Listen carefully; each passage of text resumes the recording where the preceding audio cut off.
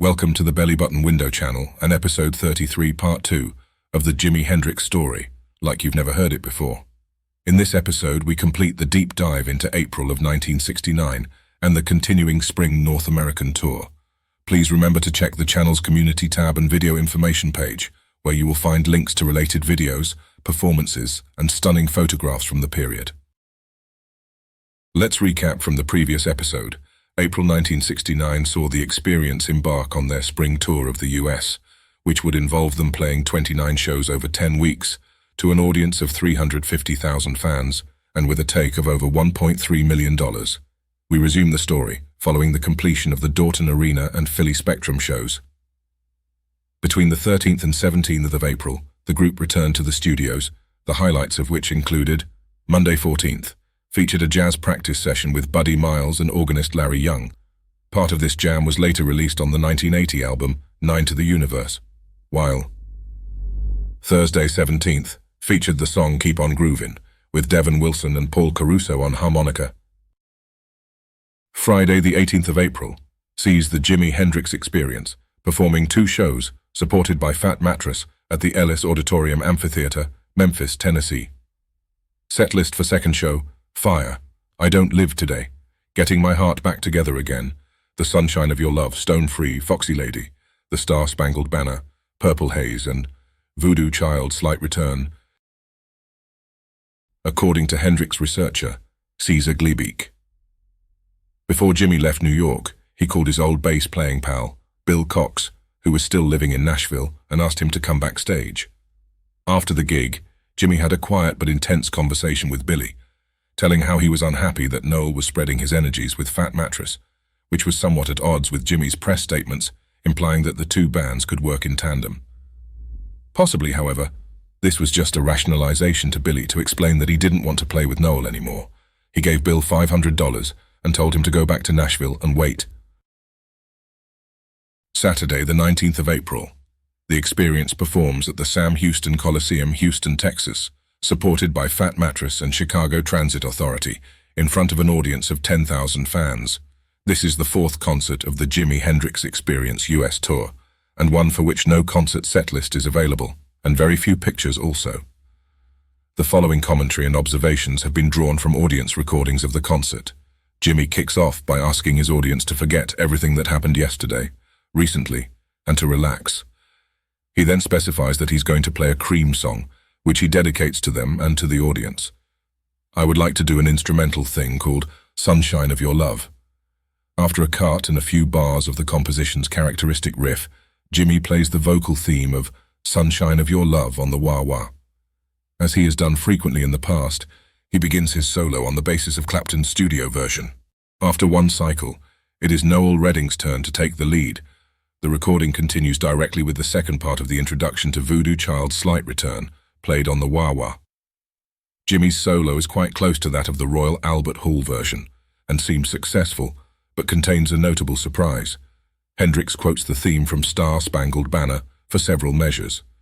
However, his guitar is quite out of tune when it takes up the calmer rhythm of the second verse, and the singing at this point is half-hearted. After a fairly brief final solo, he quickly doubles Noel's bass line. Jimi plays a short finale with his teeth, and there the recording ends abruptly. In the Houston Post, in a piece titled King of the Jungle, Jimi and guitar radiate, drummer's arms swirl. Quite an experience unless you're Dylan-oriented. Larry Sepulvado provides the following review of the gig. The Black Bawana, King of the Jungle. The true-to-life Jimi Hendrix centered the universe at the short end of the Sam Houston Coliseum last week, and with the assistance of Houston Lighting and Power, turned his magic on for the almost 10,000 pleasure seekers. Thus followed this sequence of events.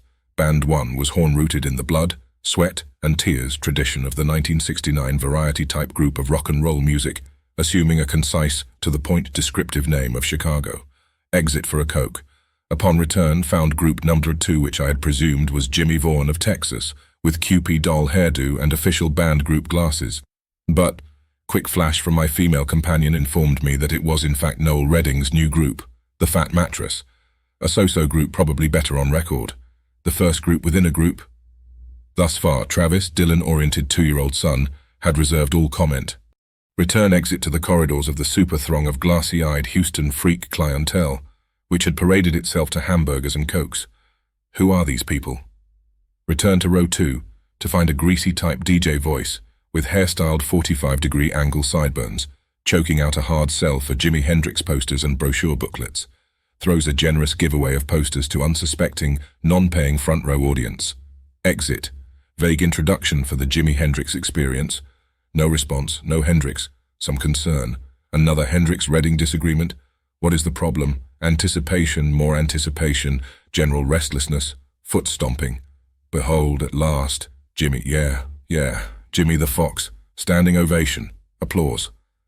Okay, baby, give us about a couple of seconds to tune up. Wow, catting around stage with these quick, panther-like movements. Jimmy looks like a black Polynesian in his thigh-high bell-bottoms of blue, with a matching headscarf caressing his newly acquired Afro-gig hair that has replaced his Bob Dylan frizzes of yesterday. Yeah, Jimmy, you got it. We would like to dedicate this first song to people like the cops. Fire, something cool. Jimmy and guitar like some self-contained energy entity, radiating. Upside down left hand constantly grinding, picking and strumming in the same motion, twisting knobs, free hand jerking the guitar neck off while his feet are dancing on the wah-wah and floor pedals. Exhausting. Mitch Mitchell to the rear, most incredible rock drummer in the world, arms crashing, swirling, both feet stomping his bass drums, and amidst all the seemingly chaotic dynamics, some beautiful drumming. Noel Redding is to the right, playing bass notes so loud that they are felt, not heard. The guitar is screaming at a merciless volume, even to a veteran masochist who could not hear his way through a draftboard physical. Good grief, the sound. No longer music, but the movement of the sound in the air. Oh. Travis has begun to react. Protection extended. Exit mother with child and deliverance from death to life everlasting. I'm remaining for the review. More standard material. Foxy lady. Some new extra added licks. Nice, Jimmy, that's good. But no audience reaction. Hendrix is a little sloppy, maybe a little uninspired. We've paid our money and no one seems to want more. A deadly attitude. Whose fault? Hendrix, the crowd. What happened to the Beatles, the Stones? You know, the screams. But one more song. Purple Haze. And it's over. The end. They're gone with no encore. Lights and exit to the doors to the parking lot with mother and child. Well, Travis, what did you think? Loud rock and roll band. Sunday, the 20th of April. Upon arrival at Dallas Love Field Airport, Jimmy, Noel, and Mitch are interviewed by journalist Doug Terry of WFFA Channel 8, the local ABC TV affiliate, on the airport tarmac. Later, the Experience performed an afternoon show at the Memorial Auditorium, Dallas, Texas, before an estimated crowd of 11,000 fans in attendance. Supported by Fat Mattress and Cat Mother, Concert Setlist, Stone Free, Getting My Heart Back Together Again, Foxy Lady, I Don't Live Today, Fire, Red House, The Star Spangled Banner, Purple Haze, and Voodoo Child, Slight Return.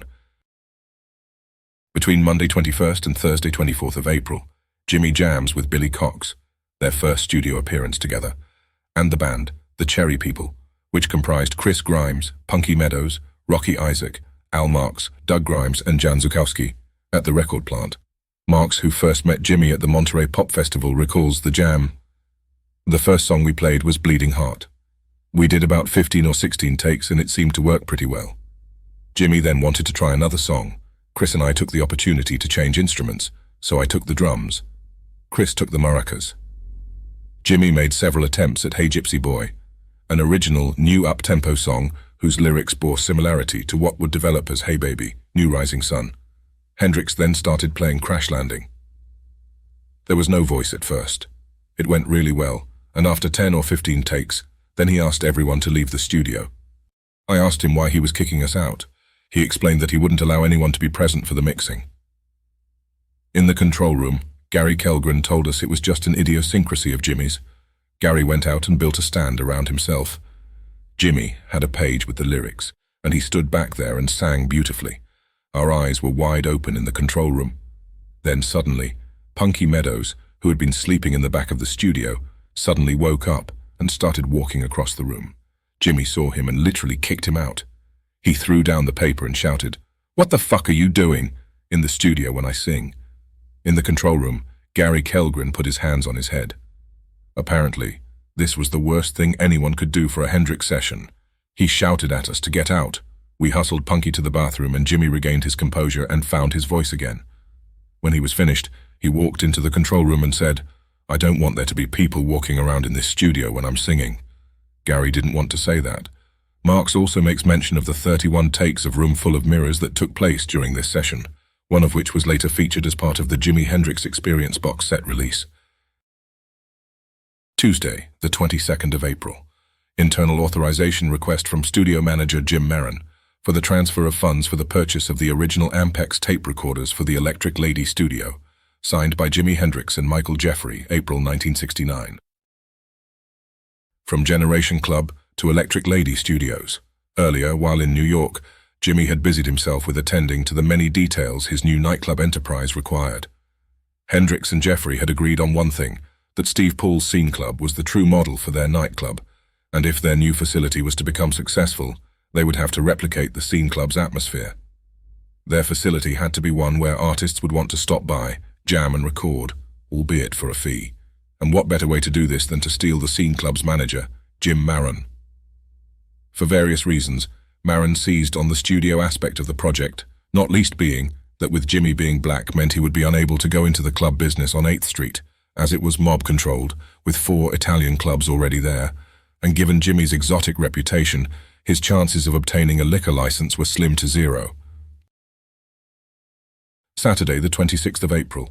The Experience performs at the Forum, Los Angeles, California, with Fat Mattress and Chicago Transit Authority as support acts.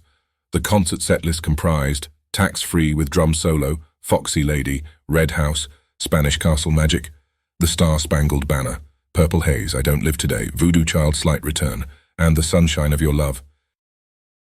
Reflecting the social unrest of the time, popular concert events attracted their share of difficulties. Hendrix biographer Keith Shadwick comments on the LA Forum concert. As so often, there was a troubled atmosphere in the arena, reflecting the turmoil that continued to dominate America's social and political life. Here it was exacerbated by the security personnel's reaction to provocation from unruly elements in the crowd. In an effort to prevent the capacity crowd from rushing the stage, the cops had lined up on the stage in front of Hendrix in some mysterious police method of crowd control. Tensions heightened, and those in charge threatened to cut the power. Hendrix announced, "Look, they're going to cut the show short if this keeps up, so just sit down and be cool so these other people coughs will get off the stage." During his performance of Purple Haze, he changed, "Excuse me while I kiss the sky," to "Excuse me while I kiss that policeman." Some see his attempts as sarcasm, however. Shadwick feels that with humor and common sense, Hendrix repeatedly diffuses a situation where more heavy-handed methods would only make things worse. Mitch on the LA Forum.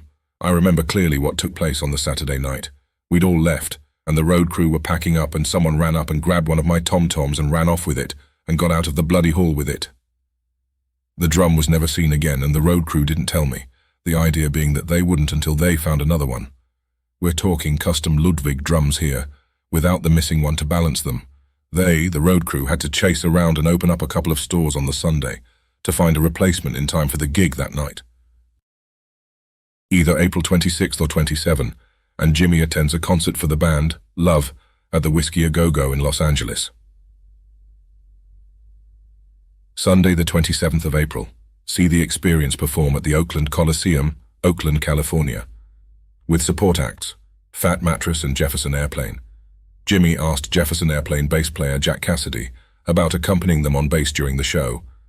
And so, the evening ended with an enthusiastic finale featuring Jack Cassidy taking the stage to join the band, ending the show with a rendition of Voodoo Child Slight Return. Concert setlist for the evening: Fire, Hey Joe, Spanish Castle Magic, Getting My Heart Back Together Again, Sunshine of Your Love, Red House, Foxy Lady, The Star-Spangled Banner, Purple Haze, and Voodoo Child Slight Return. After the concert, a note was delivered backstage from Diana Carpenter, Jimmy's girlfriend in the New York days, when he had struggled to find enough to eat, and she worked the streets as a prostitute. Jimmy sent word back that she was to follow his limo to the airport. There in the terminal, as he waited for his flight, they talked for the first time in 3 years. What might have been their warm reunion was quickly derailed when Diana handed Jimmy a snapshot. "This is your daughter." Tuesday, the 29th of April. saw the group recording at the record plant, while during the day at Warner Brothers Movie Lot, Hollywood, California, photographer Ed Thrasher shoots the Jimi Hendrix Experience disguised as Hell's Angels and Cowboys. Noel on the Warner's Cowboy photo shoot. Warner's continued to treat us very well. We did our most fun photo sessions on their movie lot, where we watched Tony Curtis filming. We were pointed in the direction of wardrobe and given a free hand to reappear however we fancied. Hell's Angels, Bandits or Cowboys, which is what we settled on for the poster. That concludes this episode of the series. Stay tuned for the next installment, where we will begin the deep dive into May of 1969 and the continuing Spring US tour. Don't forget to subscribe for future content updates. And, by the way, if you have any photos, stories, or anecdotes to contribute, we would love to hear from you. Until next time.